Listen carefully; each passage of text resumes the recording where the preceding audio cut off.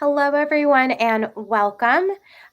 Today, I am here with Randy Goldfarb, and I'm so excited to be speaking with Randy and answering the question, how does wearing masks affect the way we and kids communicate? And Randy, welcome. Thank you, Victoria. It's nice to be here again. Yes, I'm so excited. Last time we were together, we talked a little bit about working with children and anxiety and being able to really work with being patient, right? And Right. learning how to wait. That was our last conversation. Right. And today is another important conversation that's so relatable to the time, right? We're all wearing masks, and it's becoming actually something super normal. Actually, if we don't see someone wearing a mask, it's like, why aren't they wearing a mask, right? So Right. it's something that children, teens, adults are experiencing, and younger children are kind of experiencing it as a norm. It's part of their experience in life, right? So today we're talking about how does it actually affect your communication? I'd love to hear your thoughts on this. Yeah, so it's a very interesting thing because I think one of the things that you said in terms of how it could be affecting our communication, you said that it's kind of the norm now. It's a thing now. Masks are made to match your outfit, or fun prints or messages on them or emojis. So it's kind of just become what we do, what we wear. So we just kind of all assume we wear masks, and we don't necessarily think so much about how it affects communication because we've been wearing them for so long. Where it comes in for children, particularly, and especially young children and children in general, part of how we communicate and understand people is by experiencing what they look like when they're talking, what their body looks like. And the face is where we get most. So if I'm going like this to you, you could tell right away I'm smiling. But if I have, and I actually had my mask here, but here it is. So right, if I would put this on quickly, and I might say to you, well, what am I thinking now? If you don't really know how to read someone's eyes, then you have zero idea. And children tend to look and learn. And I think even like older kids, they're interacting with their friends, or they're in school and they're wearing masks, and, kids are distracted. It's very hard to tell what someone's thinking or feeling when they have a mask on. And I think because it's become something so normal, we just don't really think about it affecting anything.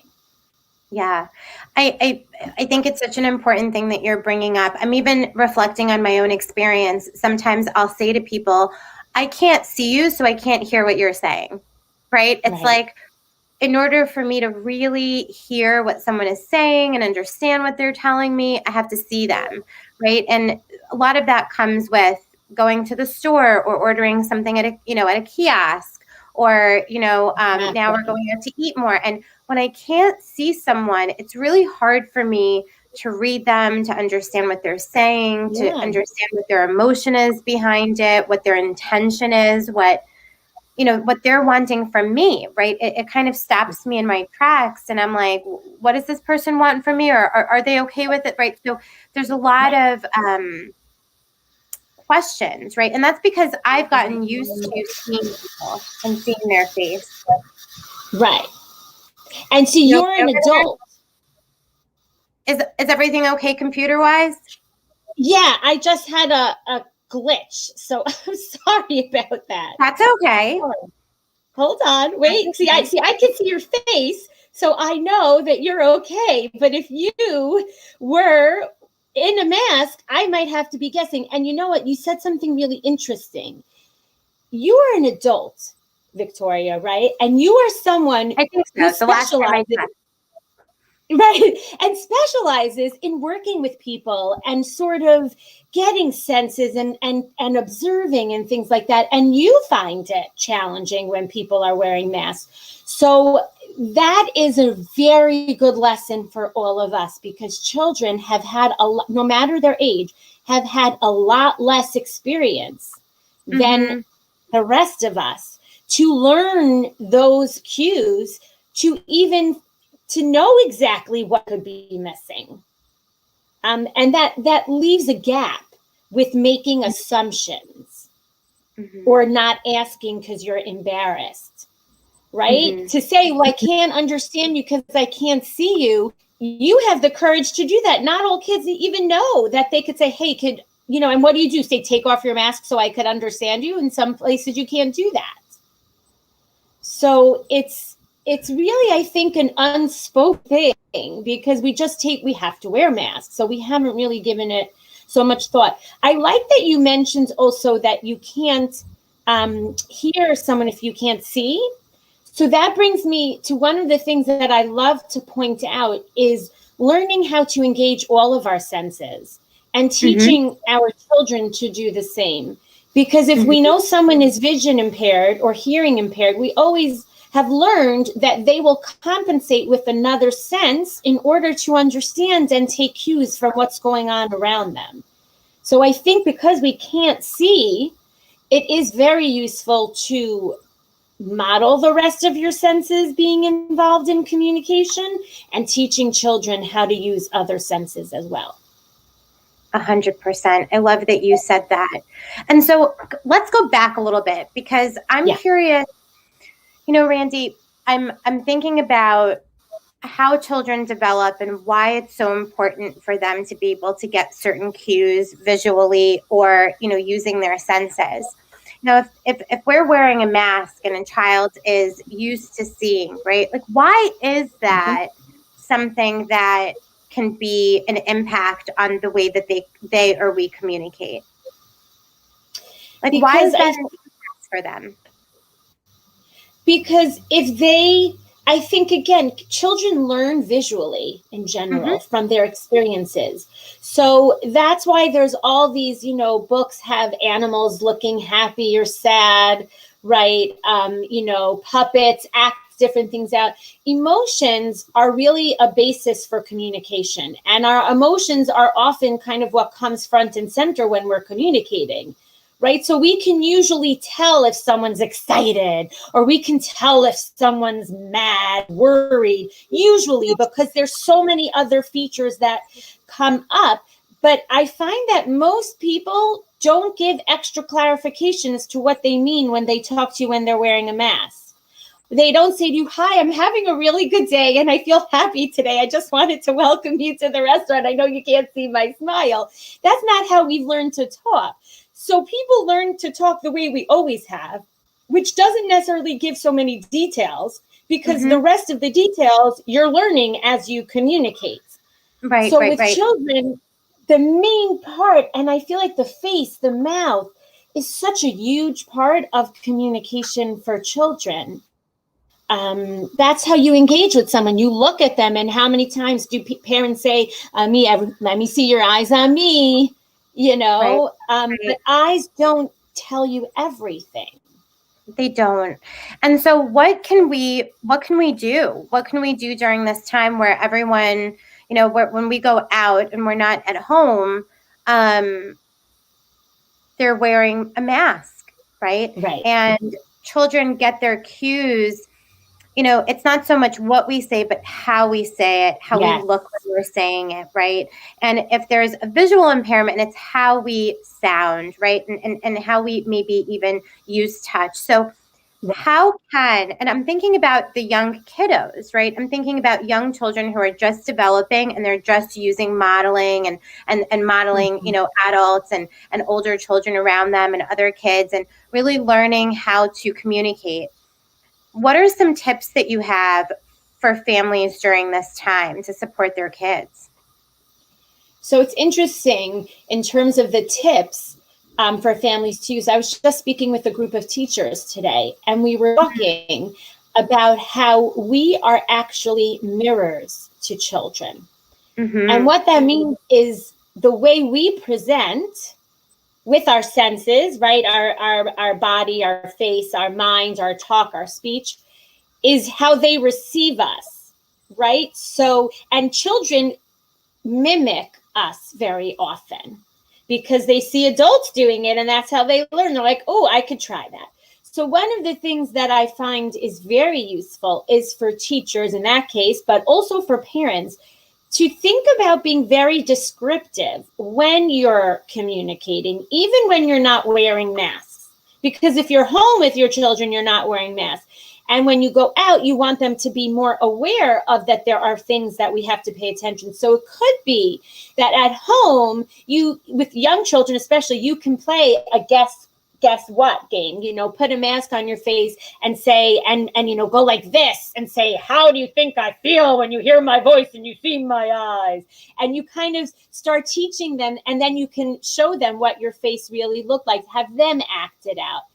And when you give those chances for, and then you could even model saying, wait a second, I'm not sure I got that. Can you do it again? It's hard to tell when you're wearing a mask. And then when they're done, you say, "Ooh, that was a little easier because I could see your face. Show me in your hands what that would look like if you felt like this or like that." It's and again, it may not be an intuitive way for us to communicate, but I think teaching kids that we can ask questions, we can give details, we can ask for clarification are really important steps, because it teaches them that they shouldn't just feel confused all the time or not have any insight because they just didn't notice, because they're losing out on that developmental piece. I like what you're bringing up in terms of the self-advocacy, right? And just being able to say, hey, I didn't get a word of what you just said, or I really didn't understand that, or hey, can I clarify? Or hey, I know I heard you say, but I felt that there was something else like there. You looked like, yes. Right? And so, and what I love about this, Randy, is that these are really important communication tools that I work with couples, and some couples that I'm working with, this is like the basic, right? Going back to the basics of just being able to clarify, advocate, and also check in. And we're so not doing that. We don't do that normally. Like if we didn't get it the first time, it's like, oh, that one's on me, right? Rather than, hey, let me get it. They're just not going to get it. Right. Right. I like that a lot. And it's very true, because I think what we took for granted before the pandemic, which was really important and a basic element of communication, which we probably didn't teach enough and work on enough, now is becoming something even greater, because we've all lost a big part of what that is. And I find in general, like when you go places and you're wearing a mask, most people are not making eye contact anymore, really. They're turning away. They're not. And instead of a casual hello, how are you, or a smile, it doesn't happen so much, because everyone's sort of kind of just been like wearing a mask. We're in a different zone. We're a different way. That's the way it is. And it's detrimental to how we communicate, because we are not having enough of the healthy, normal experience. Kids have had less play dates in person.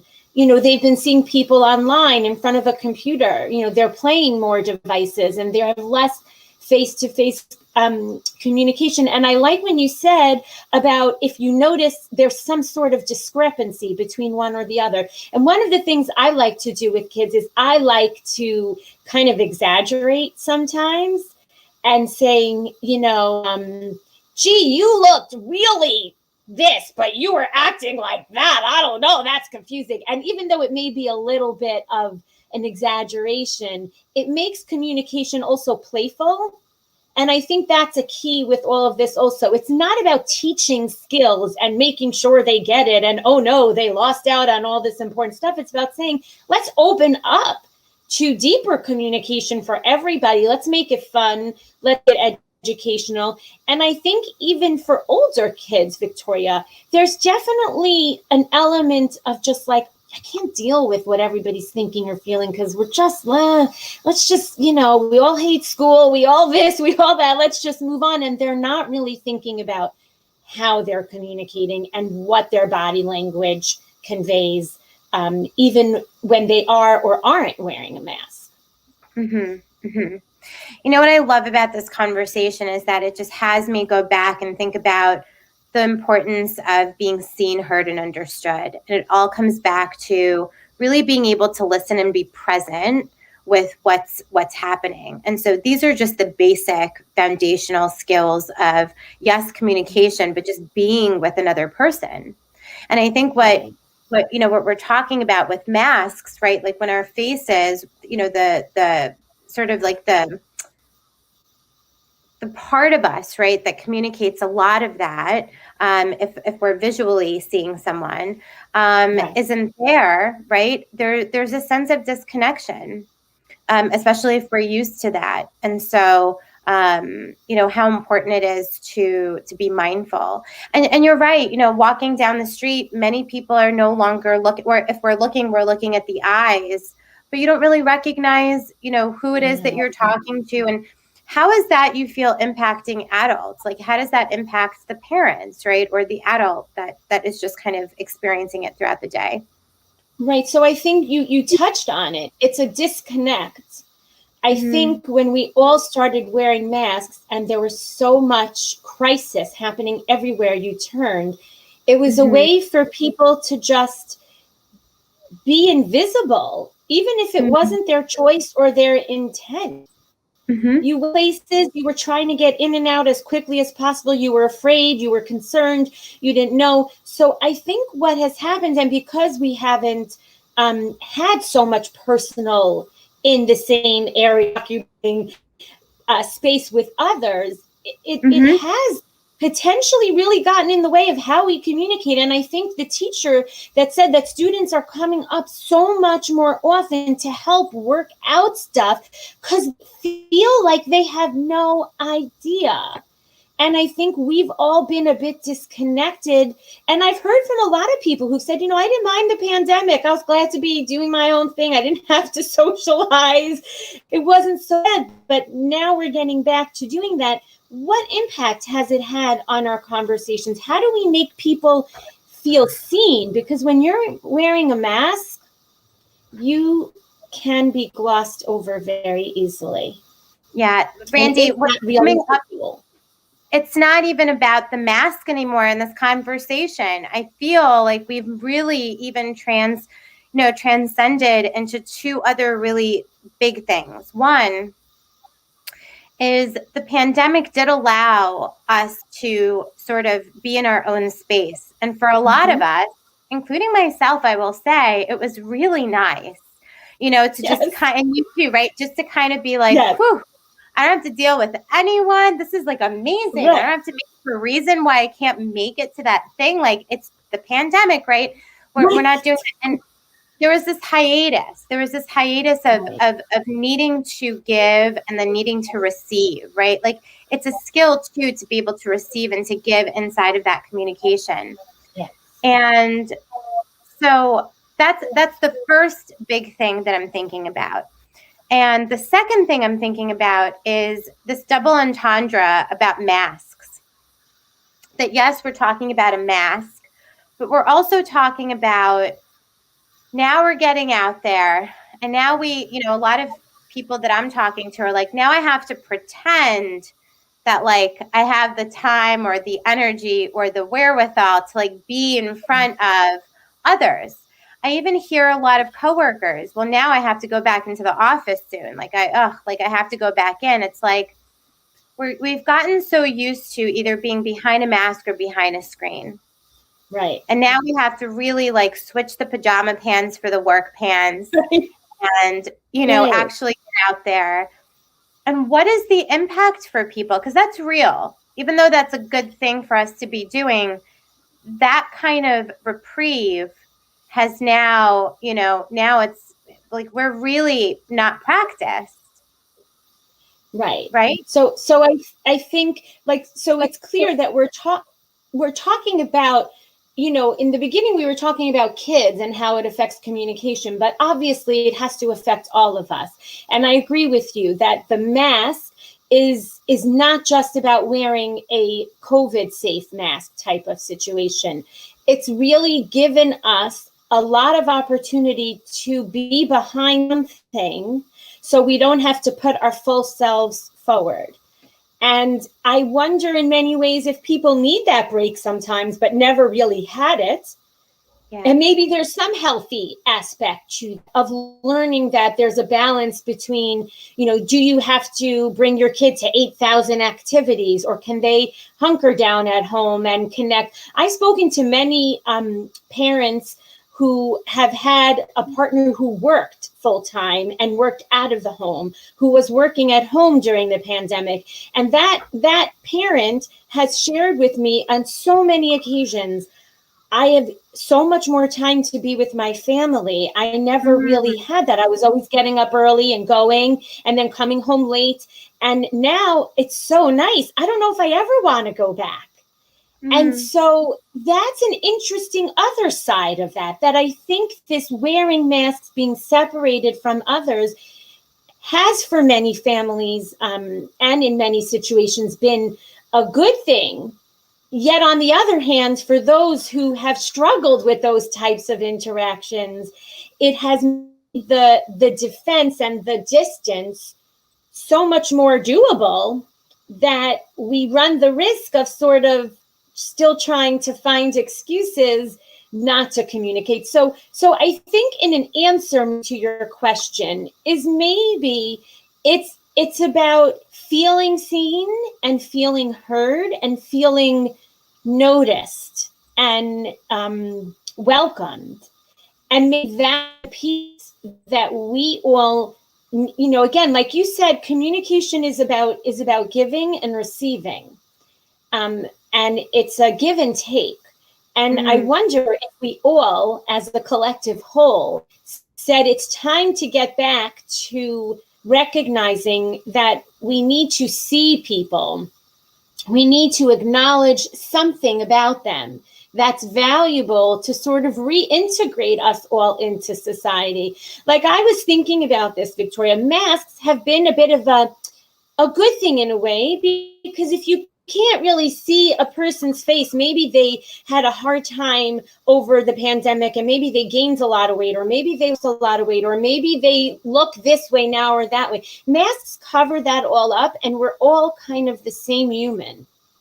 And maybe that's a good reminder that even though we can't see, we're at base the same human that does want in some way to feel valued and understood.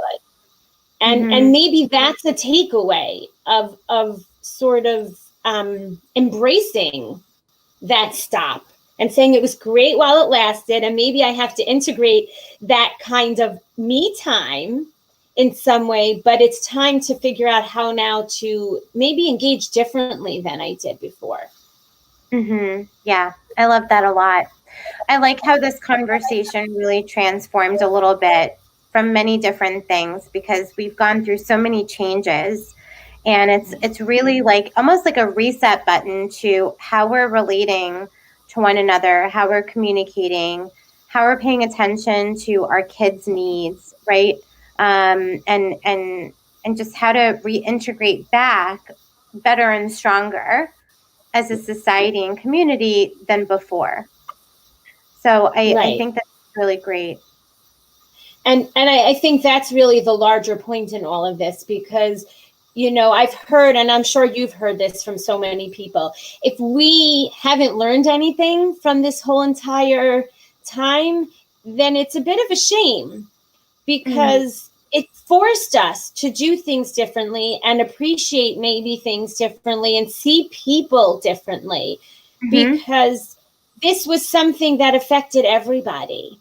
Yeah. No matter who you were, and I think that idea of wearing masks and no longer in the beginning really knowing who is who and what they are and what they're thinking and trying to just pass by people and just get through the day is really an opportunity to say, okay, yeah, we know our kids lost out on that normal interaction that they're getting at school or with playmates, where they can gauge things, or they could see another child cry. Seeing a person crying versus seeing someone upset under a mask are very different.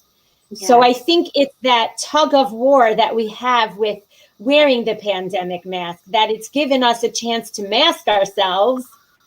But it's unmasking and coming out differently and saying, now I want to see people. I want to acknowledge anyone I see and say, hello, thank you, good morning, just common decent courtesy, and teaching that to our kids, because quite honestly, most of our kids have been kind of with their own friends or their own family and not really interacting with so many outside of their circle. And let me ask, go related to that, Randy, I want to sort of bring this up before we end, because I think it's important. One of the things I'm noticing a lot is kids who are now going back to, like, they're starting to play softball, and, you know, they're starting to reintegrate. And I've got some younger kids who are a little anxious and a little bit, you know, sort of, I don't want to take off the mask. And so mom and dad, or, you know, mom and, you know, whoever's there is saying, no, but it's okay. Like, we're okay with it as a family. We're okay with, like, you taking off your mask at Sally's house. And the child is the one that's saying, no, I'm keeping it on, right? Because it's just become such, we went from an extreme to another extreme. So what are some, and I've been helping families through this, I'd love to hear, what are some of your thoughts on how to help children without pushing them, right? Because without pushing them to just, like, take that mask off, but to reintegrate when they're afraid to take the mask off because of, you know, what's been told to them about COVID, or, you know, they're just not ready yet. Right. So that's such an important question, because I think as adults, we're all, for the most part, like, can't get rid of that mask fast enough, you know. But I have seen a lot of children who are still quite anxious about the pandemic, especially they have not been at an age where they are getting vaccinated, if that's something that a family is choosing to do. So the rest of the family members are vaccinated, kind of walking like it just never happened, and they're the ones kind of panicking. So, you know, here's where so many different pieces come in. There's a lot of peer pressure, which I think is a piece that parents do have to grapple with, because these kids don't wear a mask. These kids say you have to. Kids will say, why are you wearing a mask? I don't have to wear a mask. And it can get very sticky, and families have very firm beliefs about what they're comfortable with. And so there's so many layers to this, Victoria. But what I would say, and I would suggest, is that if a parent is wanting their child to start taking off their mask in certain situations, they feel it's safe, they feel it's okay, it's asking the child, perhaps, how do you think we could start kind of maybe not wearing it when you go here, but then when you get in the car to put it back on, or wear it in the car, and when you get somewhere, take it off. Trying to strategize and easing into it. And quite honestly, part of me feels that if a child wants to wear a mask, it's hurting them in any way, maybe it's okay for them to wear it. And then separately at a different time, talk about when and why. And children, again, are very, you know, if you tell them a rule and you're not following the rule, they're going to remind you that you're not following the rules. So it's very confusing to children. I can wear it here, but I don't have to wear it here if I'm standing, like, you know, they don't know what to really make of it. And I think that's also where some of that concern or that angst about removing it, because they don't want to get in trouble. They don't want to do the wrong thing. So there's so many layers. Yeah. I love what you just shared, is really easing them into it. And one of the things I share with families, and maybe this is helpful as well, is to really be mindful of the adults, like our own fears around, oh my gosh, my child is still wearing a mask, and what is this going to mean? Because our own fears of what this means has us push and has us challenge something that could be a process and a journey, right? Like, we've just gone from being really extreme to being really extreme the other way. And so really allowing space for a child to see that it's okay, right? We always talk about, and I think, you know, we've shared a lot, when there's anxiety, there's no thinking.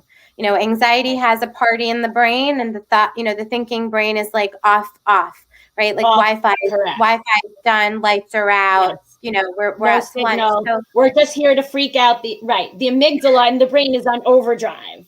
it's like, woo, right? So Right. what we want to do is really allow for, space to just kind of ease into and like explore the environment. What is everyone else doing?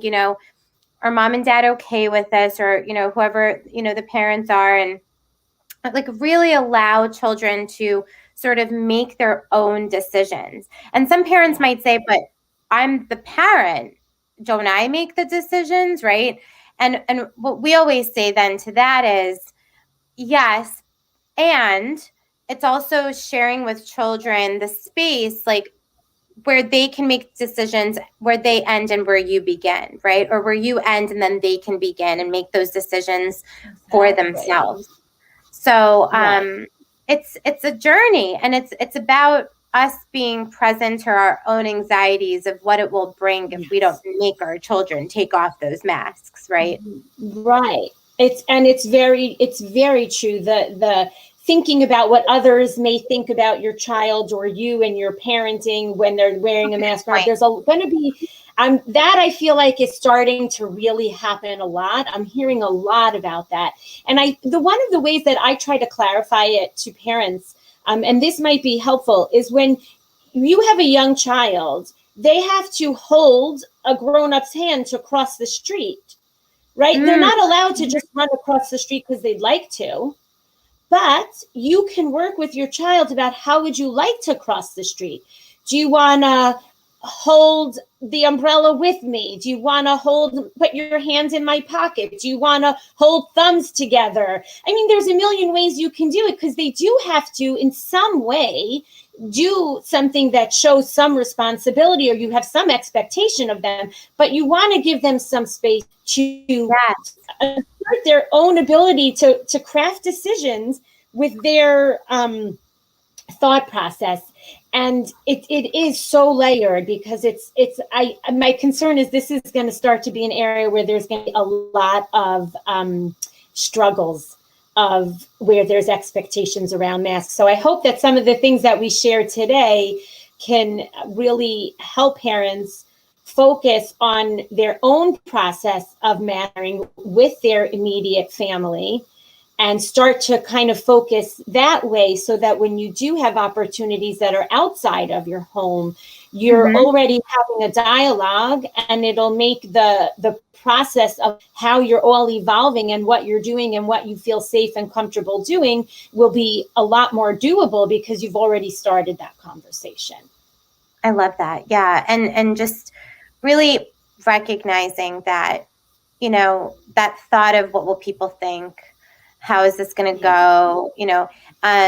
Really being able to be aware of it and conscious of it, and then just accountable for, okay, it doesn't matter right now what people are going to think, right? Like, this is my family's process. This is our process.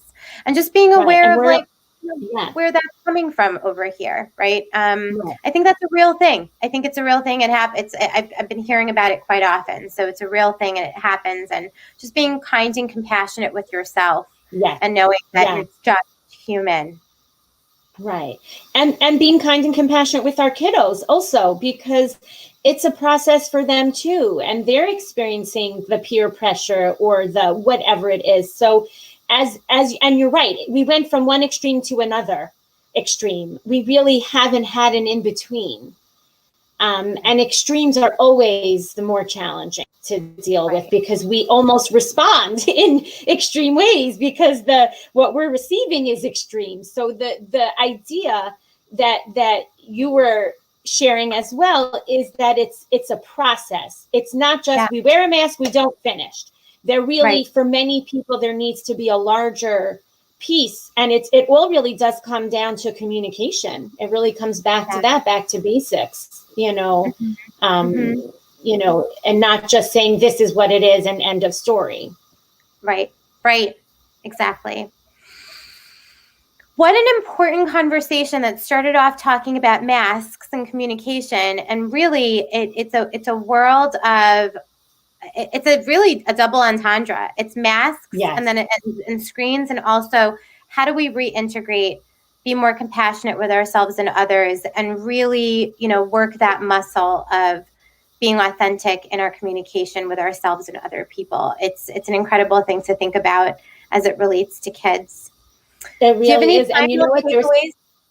Yes. So I'll tell you, there's one takeaway that I actually, as you were speaking, there was something I realized that when we are online, right, and especially on Zoom meetings, you can stop your video at any time and you can participate, or everyone thinks you're participating and you may not really be. So that's also been a huge aspect for children. Like I've heard from so many parents or teachers, my child keeps stopping their video. We've all been able to have this double entendre of hiding behind something and shutting off when we're just not interested. And it's really, I think, about reintegrating back into maybe even better communication than we had before, because it really matters. And it really makes a difference, being on the receiving end and on the giving end, and to really open the dialogue about masks and what it means for your particular family and child, and noticing things and paying attention so that it can be a healthy process instead of one that creates more anxiety. 100%. Yeah, I love that. Thank you so much. We're going to wrap up for today, but thank you so much for engaging with me in this really important conversation. It's something Always that a pleasure. I know it's been interesting. And as people are watching, whether they're watching live or the replay, just thinking about the fact that we are all in this together. We really are. We're all going through this very similar thing.